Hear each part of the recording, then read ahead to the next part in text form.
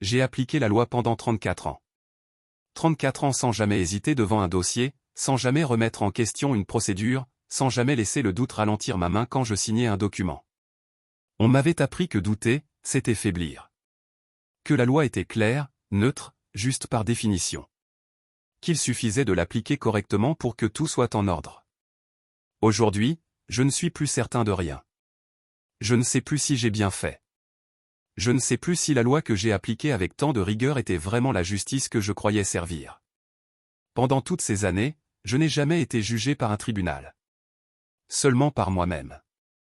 Et ce jugement-là, personne ne m'avait préparé à l'affronter. Quand j'ai commencé, j'avais 26 ans. J'arrivais de l'école avec des certitudes bien rangées, une formation solide, et cette conviction profonde que le droit était la colonne vertébrale de toute société civilisée. Mes professeurs nous répétaient que la loi était l'expression de la volonté générale, qu'elle nous protégeait du chaos, de l'arbitraire, des passions individuelles.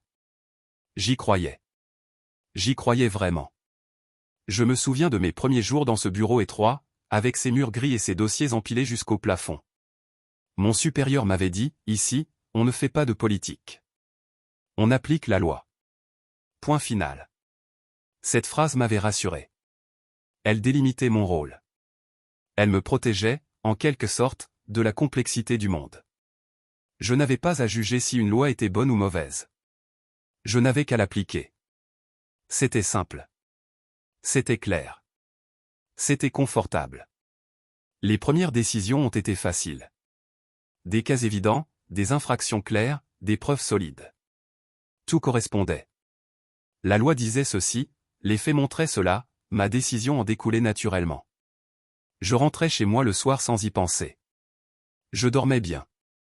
J'avais le sentiment du devoir accompli.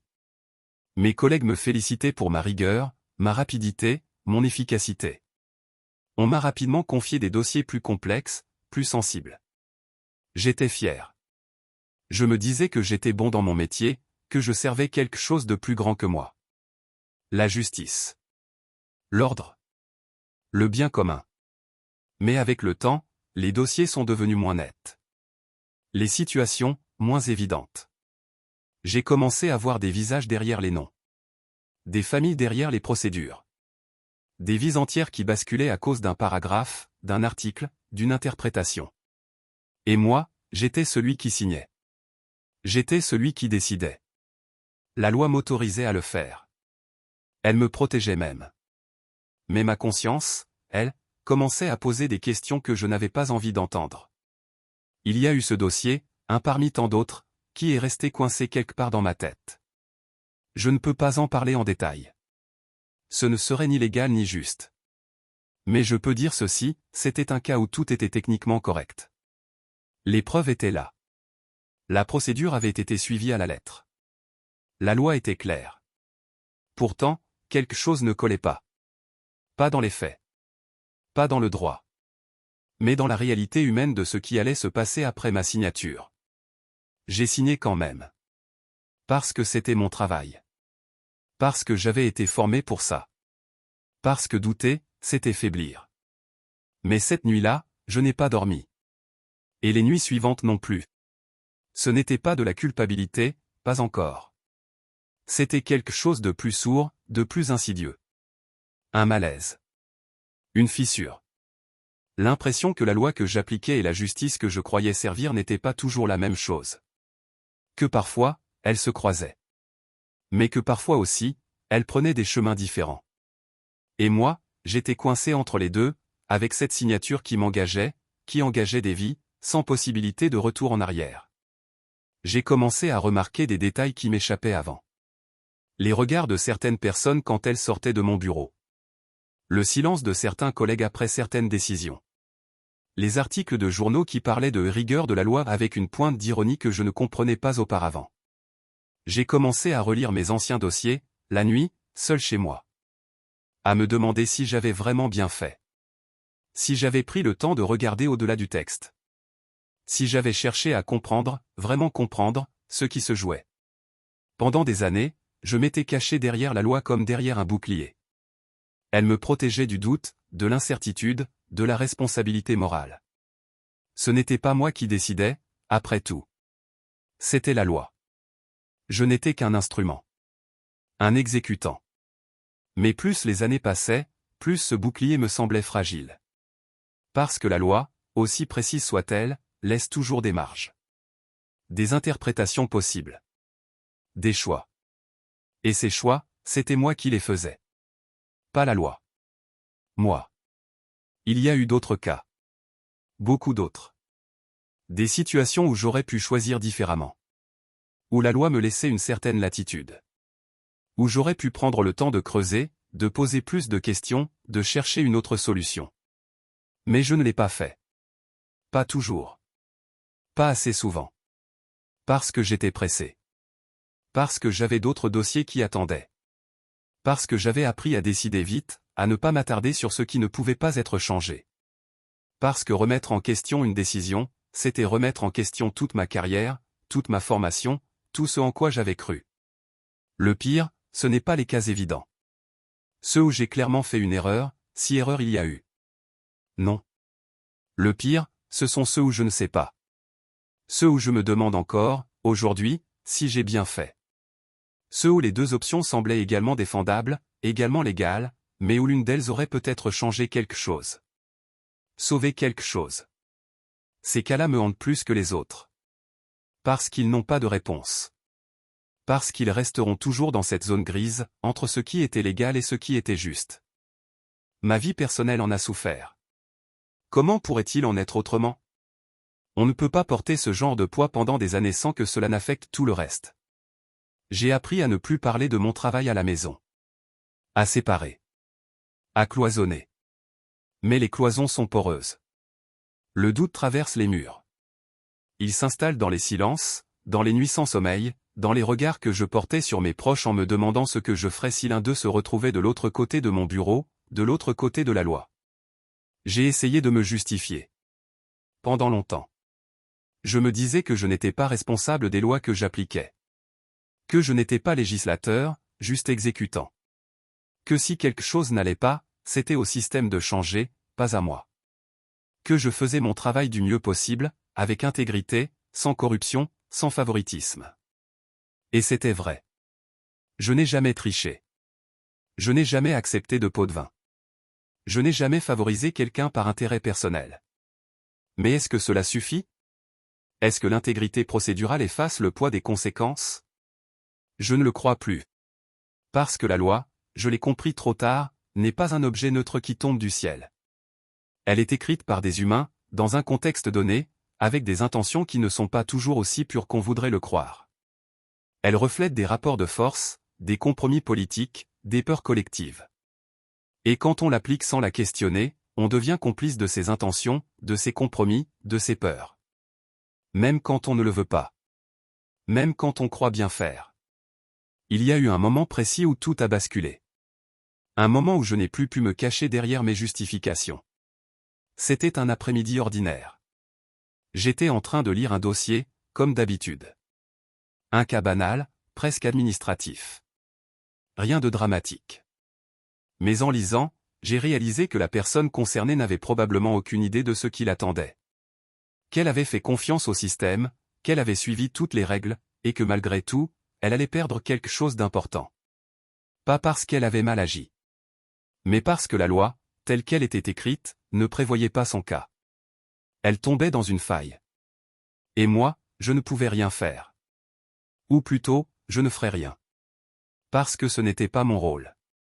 Parce que je n'étais pas là pour combler les failles. J'étais là pour appliquer la loi. J'ai signé le document. J'ai classé le dossier. Je suis rentré chez moi. Et ce soir-là, j'ai compris que quelque chose s'était cassé en moi. Définitivement. Que je ne pourrais plus jamais faire ce métier de la même façon. Que le doute n'était plus une faiblesse passagère, mais une présence permanente. Un compagnon silencieux qui ne me quitterait plus. Les années suivantes ont été les plus difficiles. Continuer à travailler tout en portant ce doute. Signer des documents tout en me demandant si je faisais bien.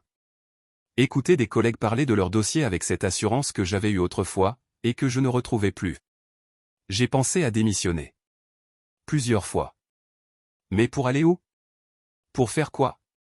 Et surtout, est-ce que partir aurait changé quelque chose? Est-ce que cela aurait effacé les décisions déjà prises, les vies déjà affectées? Je suis resté.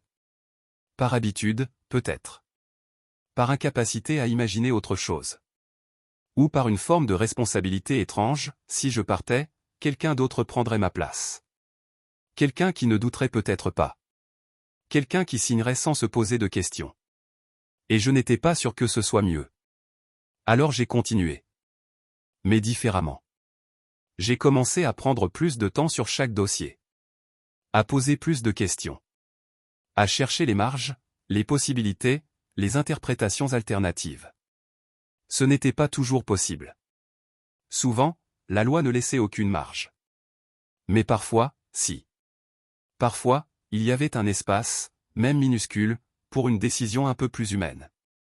Un peu moins mécanique. Et dans ces moments-là, j'essayais de faire autrement.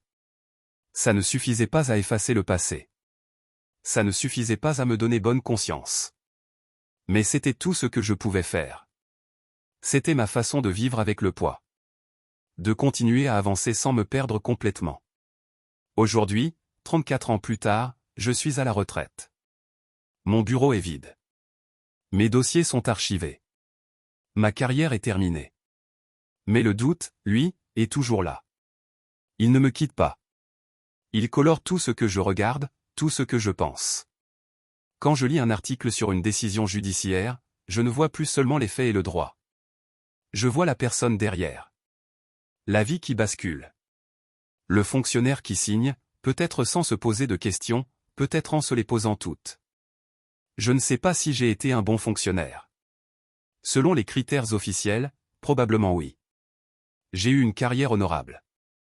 Aucune sanction disciplinaire. Aucune faute professionnelle. J'ai été respecté par mes collègues, apprécié par mes supérieurs. Mais selon mes propres critères, ceux que j'ai développés trop tard, je ne sais pas. Je ne sais vraiment pas.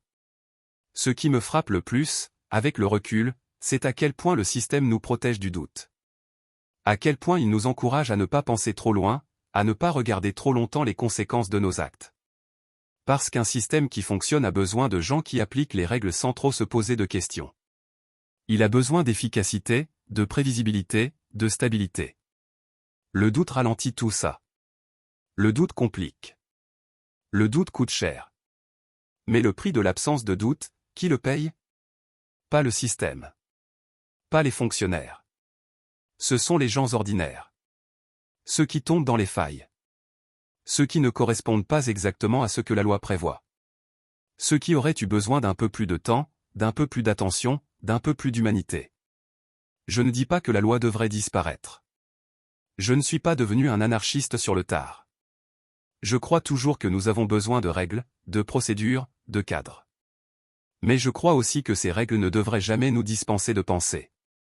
Que l'application de la loi devrait toujours laisser une place à la réflexion, au questionnement, au doute. Que la justice n'est pas simplement l'application mécanique d'un texte, mais quelque chose de plus complexe, de plus nuancé, de plus humain. Le problème, c'est que douter prend du temps. Et dans un système surchargé, avec des délais à respecter, des quotas à atteindre, des budgets limités, le temps est la ressource la plus rare. Alors on rationalise. On simplifie. On catégorise. On transforme des vies complexes en cases à cocher, en formulaires à remplir, en décisions binaires. Et on se dit qu'on n'a pas le choix. Que c'est comme ça. Que si on commençait à douter de tout, on ne pourrait plus avancer.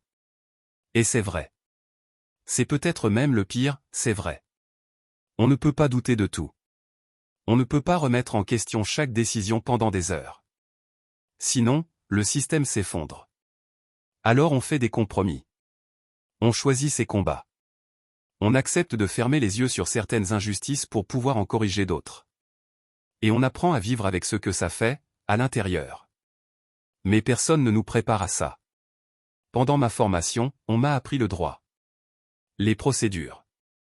Les jurisprudences. Les techniques d'interprétation. Mais personne ne m'a appris à vivre avec le poids des décisions. Personne ne m'a dit que certains dossiers me hanteraient des années plus tard. Personne ne m'a expliqué comment faire quand la loi et la conscience pointent dans des directions différentes. On nous apprend à être des techniciens du droit. des experts de la procédure. Mais on ne nous apprend pas à être des êtres humains qui exercent un pouvoir considérable sur d'autres êtres humains. On nous donne une autorité immense, et on nous dit de l'exercer avec neutralité, comme si c'était possible. Comme si on pouvait signer un document qui change une vie et rentrer chez soi sans y penser. Les premières années, j'y arrivais. Ou plutôt, je croyais y arriver. Je compartimentais. Le travail d'un côté, la vie personnelle de l'autre. Les dossiers au bureau, les émotions à la maison. Mais avec le temps, les frontières se sont effacées.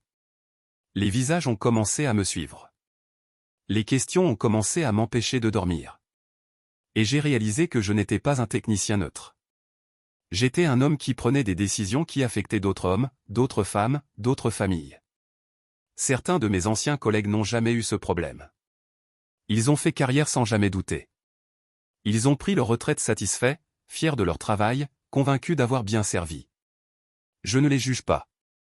Peut-être qu'ils ont raison. Peut-être que c'est moi qui suis trop sensible, trop fragile, trop enclin à remettre en question ce qui ne devrait pas l'être. Peut-être que le doute est un luxe que je ne pouvais pas me permettre, et que je me suis fait du mal inutilement. Mais je ne peux pas revenir en arrière. Je ne peux pas désapprendre ce que j'ai appris. Je ne peux pas effacer les questions qui se sont installées en moi. Et même si je le pouvais, je ne suis pas sûr que je le voudrais. Parce que le doute, aussi inconfortable soit-il, est peut-être la seule chose qui me permet de me regarder dans un miroir. La seule chose qui me dit que j'étais encore humain, malgré tout. Ce que je regrette le plus, ce n'est pas telle ou telle décision en particulier. C'est la vitesse. La précipitation. Le manque de temps que je me suis accordé pour vraiment réfléchir. Je me souviens de dossiers que j'ai traités en quelques heures, alors qu'ils auraient mérité des jours. De questions que je ne me suis pas posées parce que j'avais 15 autres dossiers qui attendaient. De personnes que je n'ai pas écoutées vraiment, parce que j'avais déjà une idée de ce que j'allais décider. Si je devais recommencer, je ne sais pas si je ferais mieux. Honnêtement, je ne sais pas. Peut-être que j'aurais les mêmes contraintes, les mêmes pressions, les mêmes limitations. Peut-être que j'arriverai aux mêmes décisions, par des chemins différents. Mais je sais une chose, je déciderai moins vite.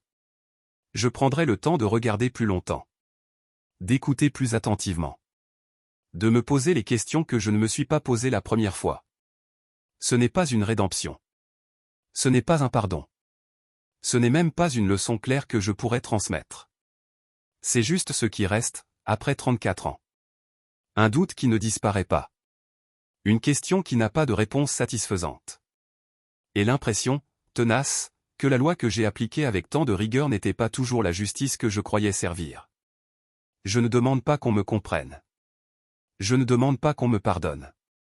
Je ne demande rien, en fait. Je dis juste ce que je vis. Ce que je porte.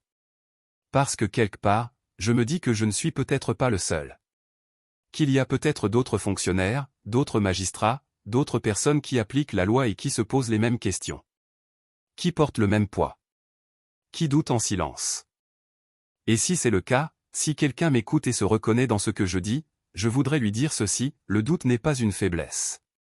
C'est peut-être même la seule chose qui nous garde humains. La seule chose qui nous empêche de devenir de simples rouages dans une machine qui broie des vies sans même s'en rendre compte. 34 ans. Des milliers de dossiers. Des centaines de décisions. Et au bout du compte, une seule certitude, je ne suis plus certain de rien. Et peut-être que c'est précisément ce dont j'avais besoin. Peut-être que la certitude était le problème, depuis le début. Peut-être que douter, c'était enfin commencer à voir vraiment.